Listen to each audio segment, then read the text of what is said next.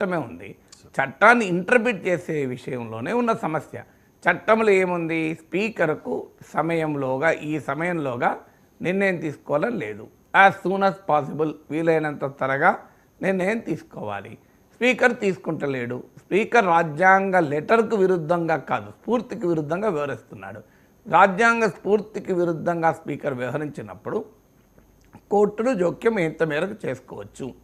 అందువల్ల కోర్టులు ఒకవేళ లేదు స్పీకర్కు 3 నెలల గతంలో మేఘచంద్ర సింగ్ జడ్జిమెంట్ ఇలాంటి జడ్జిమెంట్లు ఉన్నాయి. సో ఇప్పుడు supreme court seize with the matter, అంటే దానిపైన విచారణ చేస్తోంది. కోర్టులు రీజనబుల్ టైంలో తీసుకోవాలి అని అన్నదనుకో, స్పీకర్ రీజనబుల్ టైంలో నిర్ణయం తీసుకోవాలంటే మళ్ళీ రీజనబుల్ అంటే ఏంటిది? సో కోర్టు ఒకవేళ వీలైనంత త్వరగా అంటే ఏంటి?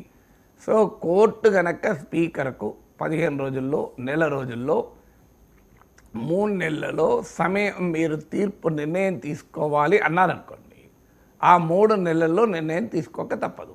3 నెలల్లో నిర్ణయం తీసుకుంటే ఆటోమేటిక్గా ఉప ఎన్నికలు వస్తాయి. ఎందుకు వస్తాయంటే స్పీకర్ ఇంకో నిర్ణయం తీసుకోవడానికి వీలే లేదు. ఖచ్చితంగా వాళ్ళు అనర్హులు అవుతారు, మళ్ళీ ఉప ఎన్నికలు వస్తాయి. స్పీకర్ నిర్ణయం తీసుకోవడానికి కోర్టు గడువు విధించకపోతే స్పీకర్ ఇప్పుడు నిర్ణయం తీసుకోడు, 2029 వరకు తీసుకోడు, 28 వరకు. ఇంకా ఇంకో ముఖ్యమైన అంశం, స్పీకర్ నిర్ణయానికి ఎంత గడువు ఇస్తారు? 3 నెలలు ఇచ్చారనుకోండి. ఈ 3 నెలల లోపల మరో 16 మంది బీఆర్ఎస్ ఎమ్మెల్యేలు ఇటు వచ్చారనుకోండి, అప్పుడు శాసనసభాపక్షం విలీనమైందని స్పీకర్ ప్రకటిస్తాడు. వాస్తవంగా అది కూడా రాజ్యాంగ విరుద్ధమే, కానీ అంతటా జరుగుతున్నది అది. ఈవెన్ పార్లమెంట్లో కూడా తెలుగుదేశం పార్లమెంటరీ పక్షం బీజేపీలో విలీనమైంది 5 ఎంపీలు వెళ్ళిపోయినప్పుడు. అది రాజ్యాంగ విరుద్ధమే. ఎందుకంటే నేను చాలాసార్లు చెప్పాను, మెర్జర్ అనేది క్లాసుకు ఒక వికృత భాష్యం, ఒక వక్ర భాష్యాన్ని రాజకీయ పార్టీలు ఇస్తున్నాయి. మెర్జర్ అనేది ఎప్పుడు వస్తుంది? ఒక ఒరిజినల్ పార్టీ మెర్జ్ అయితే 2/3 ఆఫ్ లెజిస్లేటర్స్ కనుక దాన్ని సమర్థిస్తే వారికి చట్టం వర్తించదు. కానీ దాన్ని 2/3 ఆఫ్ ఎమ్మెల్యేలు లేదా 2/3 ఆఫ్ ఎంపీలు పార్టీ మారితే మెర్జర్ అని చెప్పి ఒక రాంగ్ ఇంటర్ప్రిటేషన్, రివర్స్ ఇంటర్ప్రిటేషన్ ఇస్తున్నారు. అది కూడా సుప్రీంకోర్టు పరిధిలో ఉంది. సుప్రీంకోర్టు దానిపైన తీర్పు చెప్పేంత కాలం ఈ వికృత భాష్యము, ఈ వింత భాష్యం, వక్ర భాష్యం నడుస్తూనే ఉంటుంది. అందువల్ల ఉప ఎన్నికలు వస్తావా రావా అనేది కోర్టు తీర్పును బట్టి ఆధారపడి ఉంటుంది. కోర్టు తీర్పు మరి ఎలా ముఖ్యమంత్రి యాంటిసిపేట్ చేసి చెప్తాడు? ముఖ్యమంత్రి ఆశాభావం వ్యక్తం చేయడం వల్ల తప్పలేదు కదా. కోర్టు ఇలాగే తీర్పు చెప్పాలని ముఖ్యమంత్రి అంటే అది తప్పు. సుప్రీంకోర్టు ఇలాగే తీర్పు చెప్పాలి అని అనలేదు కదా.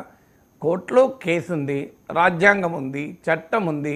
దానిపైన భిన్నమైన అభిప్రాయాలు భిన్నమైన పార్టీలకు ఉంటాయి. శాసనసభ ఒక రాజకీయ వేదిక. ఒక రాజకీయ అంశం చర్చకు వచ్చినప్పుడు కోర్టు పరిధిలో ఉన్నది కదా అని చెప్పి ఆ అంశం పైన తమ రాజకీయ అభిప్రాయాలు చెప్పకూడదని ఎక్కడైనా ఉందా? అది కోర్టును అవమానించడం అవుతుందా? కోర్టును అండర్మైన్ చేయడం అవుతుందా?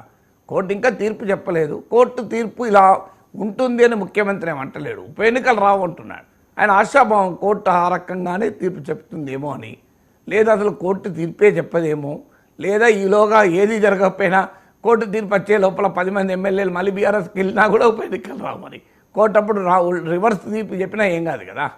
సో అందువల్ల ఒక రాజకీయపరమైన అంశం పైన చట్టసభలో ఒక రాజకీయ నాయకుడు తన అభిప్రాయాన్ని వ్యక్తం చేయడం అదేమి కోర్టు ధిక్కరణ ఎందుకు అవుతుంది? ఓకే, అది రైటా రాంగా అనే దాంట్లో అభిప్రాయం ఉండొచ్చు. ఇప్పుడు ముఖ్యమంత్రి ఒక అసెస్మెంట్ చెప్పాడు, ఇందులో గ్రే ఏరియా ఉంది, అందువల్ల దీన్ని కన్వెన్షన్ ప్రకారం పోతుందని. నా అభిప్రాయం అది గ్రే ఏరియా కాదు. బ్లాక్ అండ్ వైట్లో చట్టం ఉంది, యాంటీ డిఫెక్షన్ లా. అందులో గ్రే ఏరియా ఎక్కడుంది? అయితే ముఖ్యమంత్రి దేని గ్రే ఏరియా అంటున్నాడు? స్పీకర్ సమయం అన్నది గ్రే ఏరియా అంటున్నాడు. స్పీకర్ వీలైనంత త్వరగా నిర్ణయం తీసుకోవాలనే విషయంలో టైం స్పెసిఫై చేయలేదు కదా అని. కానీ దానిపైన కోర్టు కనుక టైం స్పెసిఫై చేస్తే ఆటోమేటిక్గా అది చట్టం అయిపోతుంది కదా.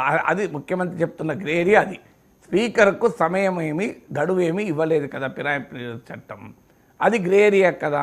గతంలో కన్వెన్షన్ ఏంటి? స్పీకర్లు తమ ఇష్టమైన సమయం తీసుకున్నారు, ఇప్పుడు కూడా అలాగే తీసుకుంటాం. గతంలో ఏం చేశారు, ఇప్పుడు ఏం చేశారు అనేది. అందువల్ల రేవంత్ రెడ్డి ఒక అభిప్రాయాన్ని వ్యక్తం చేశాడు. అభిప్రాయం రైటా రాంగా అనే అభిప్రాయాలు ఇతరులు కూడా వ్యక్తం చేయొచ్చు. కానీ కోర్టు పరిధిలో ఉంది కనుక అది కూడా చట్టసభకు సంబంధించిన అంశమే, మరి వేరే అంశం కూడా కాదు. చట్టసభకు సంబంధించిన అంశం పైన చట్టసభలో చర్చించకూడదు అంటే దేంట్లో చర్చిస్తాను నాకు చెప్పండి. ఇప్పుడు నేను అందుకే ఉదాహరణ ఇచ్చాను, లిక్కర్ స్కామ్ ఉంది. లిక్కర్ స్కామ్ కోర్టు పరిధిలో లేదా? మరి అసెంబ్లీలో మాట్లాడుకుంటలేదా? పార్లమెంట్లో మాట్లాడుకుంటలేరా ఢిల్లీ లిక్కర్ స్కామ్ గురించి? అసెంబ్లీలో ఎన్నిసార్లు మాట్లాడారు? మరి అది కోర్టు దిక్కన నేరం అవుతుందా? ప్రతి అంశం పైన ఇలా కోర్టుకు పోతారు. కోర్టుకు గ్రూప్ 1 అంశం కోర్టుకు పోయింది, అసెంబ్లీలో మాట్లాడుకోలేదా? మరి కోర్టుకు పోయిన అంశాన్ని అసెంబ్లీలో ఎట్లా మాట్లాడుకున్నారు అంటే ఆన్సర్ లేదు కదా.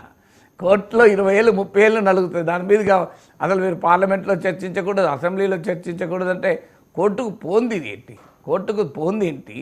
కోర్టుకు పోయిన ప్రతి అంశము మాట్లాడకూడదు అని చట్టసభలపైన ఆంక్షలు పెడితే చట్టసభ స్వయం ప్రతిపత్తి ఎక్కడ పోతుంది? అందువల్ల ఇది కోర్టు ధిక్కరణ కాదు, ఆయన అభిప్రాయం అసెస్మెంటు, ఆయన గ్రే ఏరియాగా భావిస్తున్న దానిపైన కోర్టు తీర్పు చెప్పేది ఉంది. కోర్టు కనుక తీర్పు చెప్పక దాన్ని అలాగే వదిలేస్తే ముఖ్యమంత్రి కరెక్ట్ అవుతాడు, గ్రే ఏరియా కనుక వాళ్ళ ఇష్టం. ఇక రాజకీయపరమైన అంశం క్లియర్గా చెప్పాడు, గతంలో మీరే ఏం చేశారో మేము అదే చేస్తామని. అందువల్ల గతంలో ఫిరాయింపులను ఓపెన్గా ప్రోత్సహించి ఫిరాయింపుదారులను మంత్రులు చేసి ఏనాడు ఉప ఎన్నికలను పోని బీఆర్ఎస్ ఇప్పుడు మాట్లాడితే ఎట్లా కరెక్ట్? ఏ నైతికత ఉంటుంది? సో ఆ రోజు మీరు తెలుగుదేశం ఎంపీలని, తెలుగుదేశం ఎమ్మెల్యేలని, ఈవెన్ ఎంపీని మల్లారెడ్డి 2014లో ఏ పార్టీ తరఫున గెలిచాడు ఆయన? మల్కాజ్గిరి నుంచి ఏ పార్టీలో చేరాడు ఆయన? సో సవితా ఇంద్రారెడ్డి, గండ్ర వెంకటరమణారెడ్డి, తలసాని శ్రీనివాస్ యాదవ్ వీళ్ళందరూ ఏ పార్టీలో గెలిచారు? ఎంతమంది సిపిఐ ఎమ్మెల్యే కూడా తీసుకున్నారు కదా. సండ్ర వెంకటవీర ఏ పార్టీ నుంచి గెలిచాడు? కానీ బీఆర్ఎస్తో గెలిచాడా? తెలుగుదేశంతో గెలిచి బీఆర్ఎస్లో పోలేదా? సో అందువల్ల బీఆర్ఎస్ కూడా ఫిరాయింపుల గురించి మాట్లాడితే ఎట్లా? సో ఇన్ని ఫిరాయింపులు 2014లోనేమో మా ప్రభుత్వాన్ని అస్థిరపరచడానికి కుట్ర జరుగుతోంది, నాకు అసదుద్దీన్ ఓవైసీ చెప్పిండు, అందుకొరకు వేరే పార్ట్నర్ తీసుకుంటున్నా అన్నారు. అప్పుడన్నా అది లాజిక్ ఉన్నది. 63 సీట్లే ఉన్నాయి, 119లో 63, ఒక 4-5 ఎమ్మెల్యేలు పార్టీ మారితే కేసీఆర్ ప్రభుత్వం పడిపోతుంది, తన ప్రభుత్వ రక్షణ కొరకు చేసుకున్నాడని. 2018లో 88 సీట్లు ప్రజలు ఇస్తే ఇంకేం అవసరం వచ్చింది ఇతర పార్టీల ఎమ్మెల్యేలని? ప్రతిపక్షాన్ని బతకనివ్వమనే స్ట్రాటజీలో అందరు ఎమ్మెల్యేలను తీసుకోలేదా? ఇప్పుడు రేవంత్ రెడ్డి ఏమంటున్నాడు, నా ప్రభుత్వం కూడా పడిపోతుందని నెక్స్ట్ డే నుంచి అంటున్నారు కదా. అన్నారు కనుక నేను ఇతర పార్టీ వాళ్ళని తీసుకుంటున్నా అంటున్నాడు. దానికి ఆన్సర్ ఎక్కడుంది? సో అందువల్ల ఫిరాయింపుల పైన రాజకీయ పార్టీలు ఎంత మాట్లాడకపోతే అంత మంచిది. ఎందుకంటే స్కెలిటన్స్ కప్బోర్డ్ బయటపడతాయంటారే, ఇంగ్లీష్లో ఈడియం ఉంది. అందరూ ఇందులో చేసిన పని చేపల బుట్ట, అందరూ శాకాహారులే, చేపల బుట్ట మాయమైంది అన్నట్టు ఉంటుంది. ఇందులో అందరూ శాకాహారులే, చేపల బుట్ట మాయమైందట. అట్లా చేశారు రాజ్యాంగాన్ని ఇప్పుడు. అందువల్ల రాజకీయ పార్టీలు తమ దాకా వచ్చే వరకు ఒక నీతి, లేకపోతే ఇంకో నీతి అంటే ఎట్లా? మొదలు బీఆర్ఎస్ ఈ అంశం పైన మాట్లాడాలంటే బేషరతుగా కేసీఆర్ శాసనసభకు వచ్చి నేను ఆ రోజు ఫిరాయింపులు ప్రోత్సహించడం తప్పు, ఇది జరగాల్సింది కాదు, ప్రజాస్వామ్యంలో నేను పొరపాటు చేశాను, మీరు కూడా ఈ పొరపాటు చేయకండి, అందరం కలిసి రాజ్యాంగాన్ని కాపాడుకుందాం, ఈ రాజకీయ సంస్కృతికి స్వస్తి పలుకుదాం అని కనుక కేసీఆర్ అంటే డెఫినెట్గా కేసీఆర్ స్థాయి పెరుగుతుంది. అప్పుడు కాంగ్రెస్ పార్టీని మనం తప్పనిసరిగా ప్రశ్నించవచ్చు. చూడు కేసీఆర్ పశ్చాత్తాపాన్ని వ్యక్తం చేస్తున్నాడు, ఇక నేను చేయనట్టున్నా, మరి మీరు కూడా చేయకండి అని చెప్పచ్చు. లేకపోతే ఇంకెక్కడ రాజకీయంగా ఉంటుంది? ప్రధాని నరేంద్ర మోదీ ఈ శ్రీరామ నవమికి